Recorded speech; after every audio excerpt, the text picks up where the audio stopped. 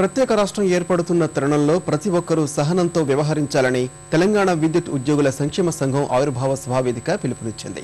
చట్టానికి లోబడి పనిచేయాల్సిన వారే దాన్ని అతిక్రమిస్తుంటే ఇక గౌరవం ఎలా ఉంటుందన్న వక్తలు కేబినెట్ ఆమోదం లేకుండా శాసనసభను ప్రోరోగ్ ఎలా చేస్తారని ప్రశ్నించారు.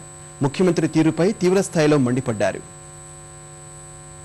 తెలంగాణ ఇస్తామంటే వేసిన ఓట్లతో అధికారంలోకి వచ్చిన కాంగ్రెస్ ద్వారా ముఖ్యమంత్రి పదవి దక్కించుకున్న కిరణ్ కు రాష్ట్ర విభజనను వ్యతిరేకించే అర్హత లేదని తెలంగాణ ఐకాస్ అధ్యక్షుడు ఆచార్య కోదండరాం అన్నారు. తెలంగాణ విద్యుత్ ఉద్యోగుల సంక్షేమ సంఘం ఆవిర్భావ కార్యక్రమానికి ముఖ్య అతిథిగా హాజరైన ఆయన తాము రాకముందు తెలంగాణలో ఏమీ లేదని చెప్పుకునే నేతలు ఇక్కడి సమస్యలకు కూడా బాధ్యత వహిస్తారా అని ప్రశ్నించారు. సీమాంధ్ర పాలకులు వచ్చిన తర్వాతే తెలంగాణలో పలు సమస్యలు వచ్చాయని ఆయన ఆరోపించారు. ముఖ్యమంత్రి చట్టానికి లోబడి పనిచేయాలని, ఆయనే చట్టాన్ని గౌరవించకపోతే ప్రజలెలా గౌరవిస్తారని ప్రశ్నించారు.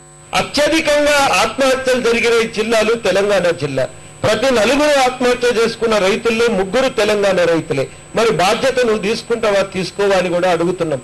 మీ అందరికీ తెలుసు, అత్యధికంగా ఇవాళ పోషకాహార లోపం ఉన్నటువంటి జిల్లాల్లో మహబూబ్ నగర్ జిల్లా ఒకటి. మొత్తం దేశంలోనే ఇంత పోషకాహార లోపం కలిగిన జిల్లా ఇంకెక్కడ లేదు. మరి బాధ్యత ఎవరు తీసుకుంటారు?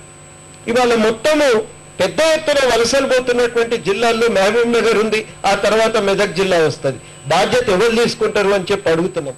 రాష్ట్రాన్ని విభజించాలని రాజకీయ నిర్ణయం జరిగిన తర్వాత భద్రాచలం వంటి కొత్త కారణాలను తెరపైకి తీసుకురావడం సరికాదని సిపిఐ రాష్ట్ర కార్యదర్శి నారాయణ అన్నారు. విభజనపై కాంగ్రెస్ నేతలే రెండు నాల్కల ధోరణితో అవకాశవాదాన్ని అవలంబిస్తున్నారని, అదే రీతిలో తెదేపా వైకాపాలు నడుస్తున్నాయని నారాయణ విమర్శించారు. పొలిటికల్ గా తెలంగాణ ఇవాళ డిసిషన్ తీసుకొచ్చి అయిపోయి ఎటువంటి వాళ్ళు ఇస్తారు మనం తీసుకుంటాం. నువ్వు ఆ పని చేత కాదు, సొట్టా సొళ్ళు అని చెప్పేసి అడ్డం పెడితే ఇది కుదరలేదు కాదు. అది తెలంగాణ ఏర్పడుతుందన్న నమ్మకం అందరికన్నా ముఖ్యమంత్రికే ఎక్కువగా ఉందని తెరాస ఎమ్మెల్యే హరీష్ రావు అన్నారు. ఈ నెల 30 నాటికి తన పదవి ఉంటుందో లేదోనని సీఎంకు అనుమానం ఉందన్న ఆయన చిత్తూరు జిల్లాకు భారీగా నిధులు కేటాయించుకుంటున్నారని ఆరోపించారు. నిన్నటి వరకు తెలంగాణ తీర్మానాన్ని ఓడించి పంపుతామని ప్రగల్భాలు పలికిన సీఎం ఇప్పుడు అసెంబ్లీని ప్రోరోగ్ చేస్తామని మాట్లాడుతున్నారని మండిపడ్డారు. తెలంగాణ మంత్రుల ఆమోదం లేకుండా ప్రోరోగ్ ఎలా చేస్తారని ప్రశ్నించారు. ఒక్కసారి అసెంబ్లీ ప్రోరోగ్ అయితే మళ్లీ అసెంబ్లీని సమావేశపరిచేటువంటి అధికారం కేబినెట్ కు ముఖ్యమంత్రికి ఉంటుంది కనుక ఒకవేళ కేంద్ర ప్రభుత్వం అడిగినా నేను అసెంబ్లీని సమావేశపరచకుండా దాటవేస్తానేటువంటి కుట్రకు కిరణ్ కుమార్ రెడ్డి పాల్పడుతున్నాడు. జగన్, కిరణ్, చంద్రబాబులు తెలంగాణ చుట్టూ తిరుగుతున్న దయ్యాలని నమస్తే తెలంగాణ ఎడిటర్ అల్లం నారాయణ విమర్శించారు. సీమాంధ్ర పత్రికలు సైతం తెలంగాణపై విషం కక్కుతున్నాయని ఆరోపించారు. ఇవాళ ఏకంగా కిరణ్ కుమార్ రెడ్డి ఇచ్చిన రిపోర్ట్ ఒక అజ్ఞానాంధకారం చేత కొట్టుకులాడుతున్న చరిత్ర తెలియని వాడు మరి ఒక గుడ్డి వాళ్ళగా ఇచ్చిన ఒక రిపోర్ట్ ని ఈనాడు పెద్దగా ప్రచురించింది. మంచిగా వెనబడ్డ ఈనాడు పేపర్ వల్ల ఎందుకు విషయం నక్కుతున్నది?